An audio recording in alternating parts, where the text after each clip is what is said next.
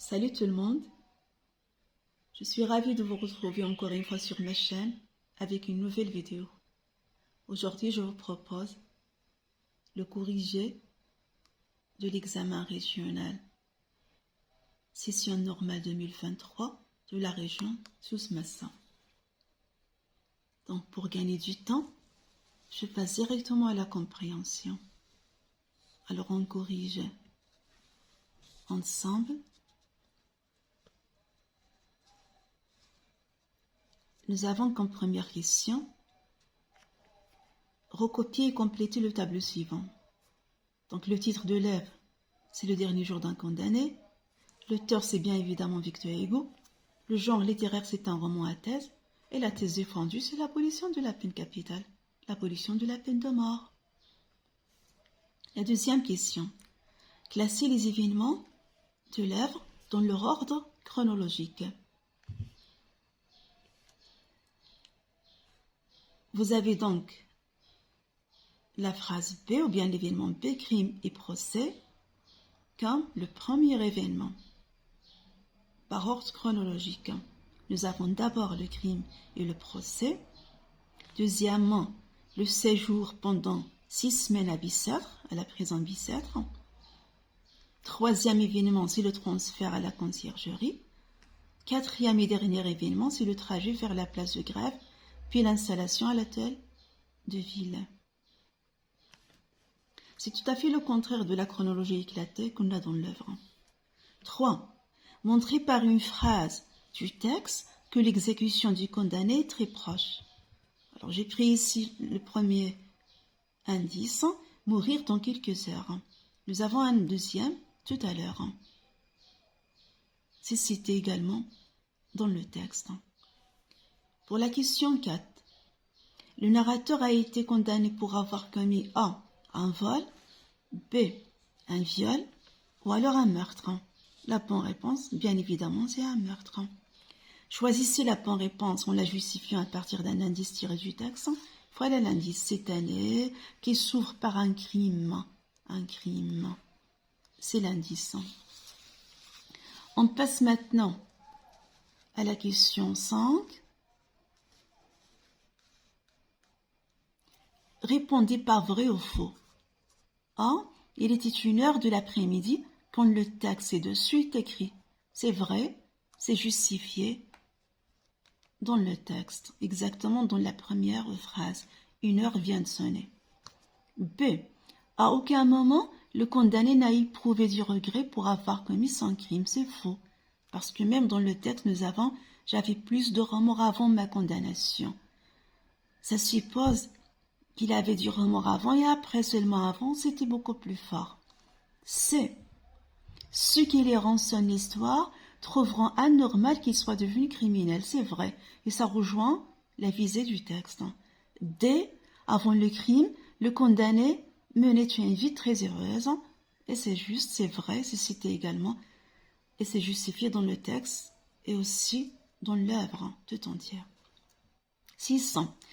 L'argument majeur par lequel le narrateur essaie de convaincre qu'il ne mérite pas la peine de mort et qu'il était autrefois A.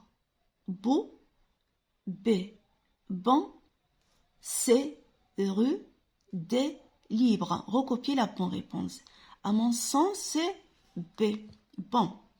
La justification dans le texte, même si on ne l'a pas demandé, je n'étais pas un homme méchant, qui suppose que le crime commis par le condamné était juste un accident et pas un crime prémédité. C'est donc un homme de bien. 7. Le narrateur évoque son passé avec une tonalité ou bien avec un registre A. tragique, B. pathétique, C. lyrique, D. ironique. Recopiez la bonne réponse. À mon sens, c'est une tonalité pathétique, puisqu'on cherche à toucher les sentiments du lecteur pour le rallier à notre cause qui veut dire l'abolition de la peine de mort. 8. Quelle figure de style reconnaissez-vous dans la phrase suivante? Étoffe dorée dans l'extrémité et sanglante. C'est une métaphore. Puisqu'on compare indirectement, sa vie a une étoffe dorée. Et la suite, c'est imagé dans l'extrémité est sanglante. 9. Quel sentiment vous inspire le personnage de l'œuvre? Est-ce la pitié, le dégoût, l'indifférence? Justifiez votre opinion. Normalement, pour aller dans le même esprit du texte, on devrait sentir de la pitié et de la compassion. 10. Est-ce que le remords ou le regret exprimé par un criminel efface le mal causé par la victime?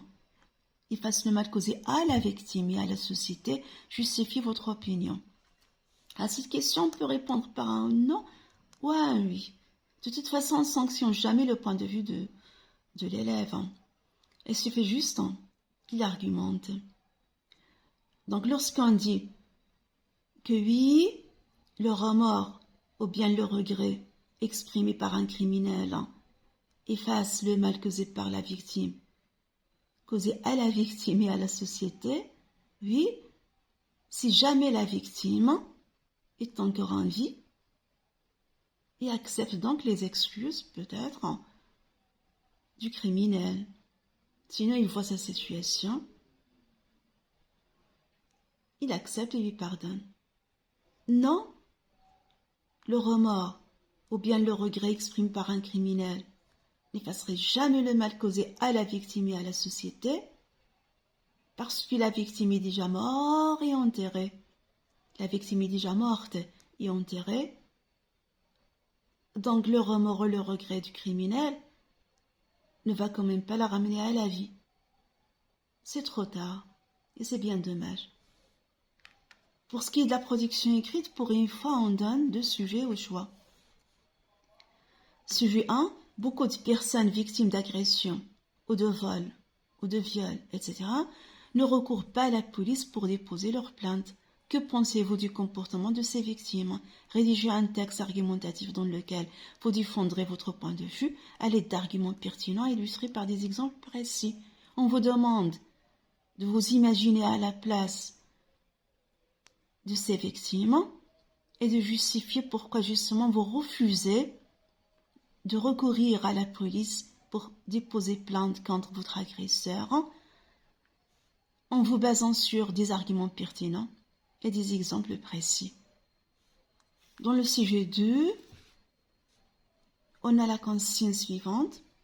Si vous êtes victime d'une injustice de la part de l'un de vos proches, à quelle personne allez-vous vous confier pour qu'il vous soutienne? Dites à qui vous allez-vous vous confier et précisez pourquoi en 2 ou 3 arguments développés et illustrés d'exemples pertinents. Là, vous allez vous imaginer à la place d'une victime, d'une injustice quelconque, sinon d'un abus quelconque. Mais cet abus ou cette injustice devrait venir ou provenir de l'un de vos proches. Là, vous allez donc choisir une personne de confiance à laquelle vous allez vous confier, à laquelle vous allez tout raconter en cherchant son soutien et son aide.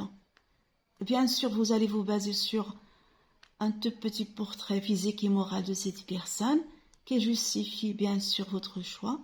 Et puis après, vous illustrez vos arguments par des exemples pertinents. Voilà, j'arrive à la fin de ce corrigé. Je vous remercie pour votre attention. Je vous souhaite de très bonnes vacances puisque vous avez maintenant terminé l'examen régional. Et à la prochaine. Au revoir.